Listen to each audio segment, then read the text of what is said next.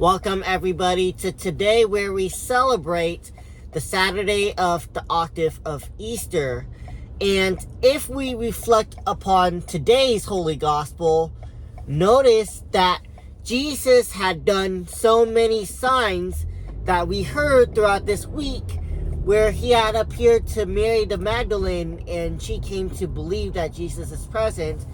And when Jesus went upon Peter and Cleopas, to the extent that he revealed himself through the breaking of the bread, or through the 11 disciples, where Jesus asked them to cast their nets so that they could catch plenty of fish. And yet, when they go to proclaim the word of God, that there are people who do not come to believe. Well, if we really were to pay very, very close attention to the gospel that was mentioned earlier this week, we know that there is a chief priest and a saint and those who belong in the group who really do not want to believe that Jesus has truly been risen from the dead. And so, with that being said, they bribed the guard to tell them that Jesus' body has been robbed. So why is this that they tend to do that? Because they want the other people to be able to follow them.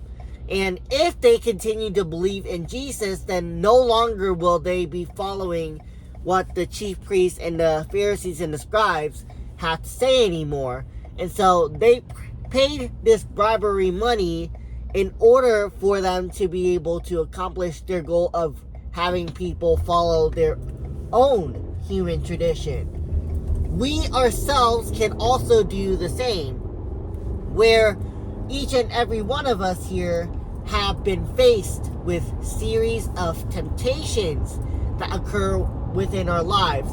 And when we continue to fall for these temptations, we are no greater than those who bribe the guards to testify and spread false words.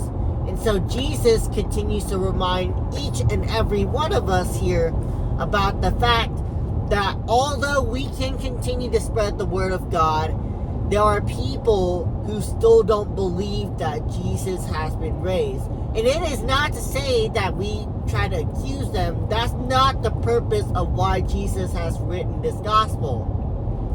What Jesus wants to reply to each and every one of us here is the fact that we should help other people despite how they continue to treat all of us. We should continue to go and spread his word despite what they might do to each and every one of us.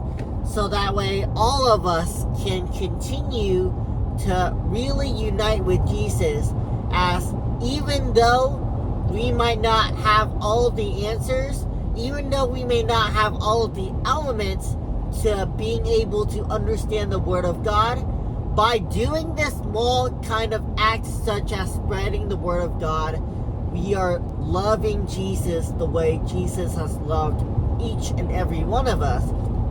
And because of this, we can come to fully recognize that we have changed, that we have become a better version of ourselves, to the extent that we can clearly hear the voice of Jesus, to whom he says, "This is my beloved Son with whom I am well pleased," because all of us have come to continue to fulfill his word.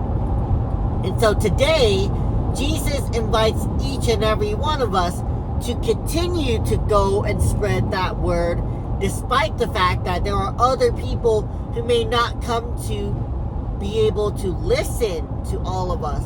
Let us continue to really acknowledge God before others, so that they can come to reflect upon their personal version of themselves.